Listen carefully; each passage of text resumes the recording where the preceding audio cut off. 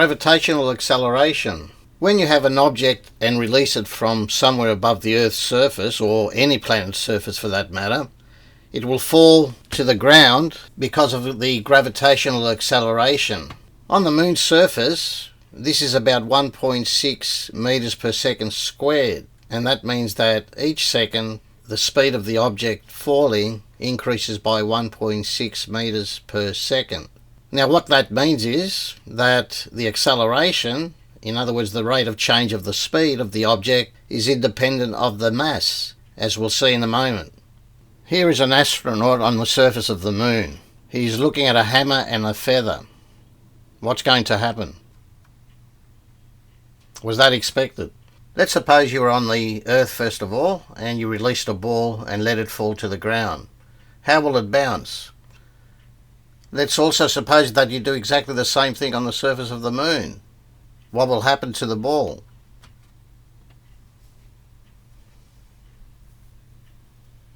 What's happening? Again, is this expected? We're going to investigate the case if there is air resistance. In 1971, as part of the space mission program, Commander David Scott performed an experiment to demonstrate one of Newton's laws of motion. He held a hammer and a feather and released them at the same time. What was noticed was that they both hit the ground at the same time, and that's because there is no air resistance on the Moon's surface. So that because gravitational acceleration is independent of the mass, it doesn't matter that we had a hammer and a feather. They both hit the surface of the Moon at exactly the same time. But what if there is air resistance? We're going to investigate this situation. And to do that, we will look at the case of a skydiver, free falling. There he is, happy as Larry. Before he releases the parachute, what are the forces acting on his body? One of them is the gravitational force acting down, which we will call G, and the other force in the opposite direction, which we will label F, is the frictional or drag force due to air resistance. In other words, a force opposing the direction of motion. Newton developed a very well-known formula that connects these two principles. He stated that the net force, F, is equal to the mass times the acceleration of the object. So F is our resultant force, m is the mass, and a is the acceleration. Can we apply that formula to our situation? Our resultant force is G minus F, because we have the component of the frictional force, and of course that equals the mass times the acceleration of the skydiver. Now let's develop from that an important term called the terminal velocity. There's our parachutist. When the upward force, the frictional force, exactly balances the gravitational force G, there is no acceleration because there is no net force. That means the skydiver is falling with constant speed, and that speed we call the terminal velocity V. So our equation now becomes G minus F equals mass times acceleration. Our gravitational force G is the mass times the gravitational acceleration of Earth, which is about 9.8 meters per second squared. And it turns out that the frictional force is proportional to the square of the velocity, and we write that as F equals kv squared, where k is the proportionality constant. So making those substitutions into the formula G minus F equals ma, we have mg minus kv squared equals ma, where v is the terminal velocity, m is the mass, k is a proportionality constant, and a is the acceleration.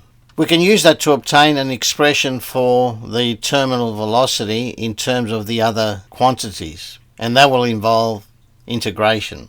There's our equation. First step, to integrate, the acceleration A is the rate of change of the velocity with respect to time, so we can write that as dv dt, and then just rearranging by writing m dv dt on the left side, and we're showing what we're going to do. That means integrate. That means we must have the variables separate, so v squared is matched up with the operator dv, and on the other side, of course, we have the operator dt, change in time. So we've put the expression in integral form. Before we can perform the actual integration, the expression m over mg minus kv squared must be expressed in partial fraction form. And this is how it's done. First of all, write the denominator as difference of two squares, like that. And then factorising as the difference of two squares, it would look like the expression there.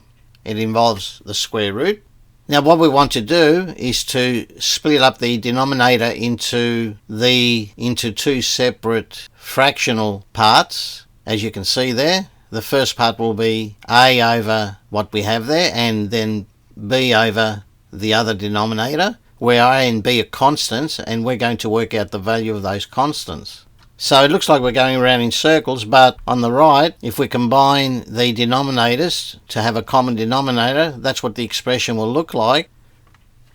And then rearranging the numerator, we have, as you can see there, it's getting complicated, isn't it? Now what can we do with that? Remember, we are trying to determine the values of a and b. Well, we can now equate coefficients. And there's the first equation that we obtain after equating. We're going to end up with a pair of simultaneous equations involving a and b that we will solve. Here are the two equations. A plus b times the square root of mg equals m, and negative a plus b times the square root of k equals 0. How would you go about solving these two equations for a and b? Algebraically, from the second equation, since k is a non-zero constant, we can deduce that a has to equal b. Otherwise, the expression can't equal 0. So if a equals b, then in the first equation, we can substitute either a for b or b for a. Let's say we substitute a for b. That means we will end up having 2a times the square root of mg equals m, and then dividing by 2. So in the end, these are the values for a. A equals b, we said, so each of a and b comes out to be the square root of m over 4g. So now we can substitute those two values back into our expression, the partial fraction form, and that's what it looks like. And after all that, remember what we were trying to achieve? To replace the expression m over mg minus kv squared with its equivalent partial fractions, and this is what it looks like. But why did we do that to begin with? Because you might recognize that each of those partial fractions with v in the denominator, after integration, will give you an exponential function. And this is what I mean. That's what we have. And I can split it up into the integral of its separate partial fractions. That's a mouthful, isn't it? Basically, what I've done is put in an extra term of the square root of k in the numerator, because the derivative of the denominator is the square root of k.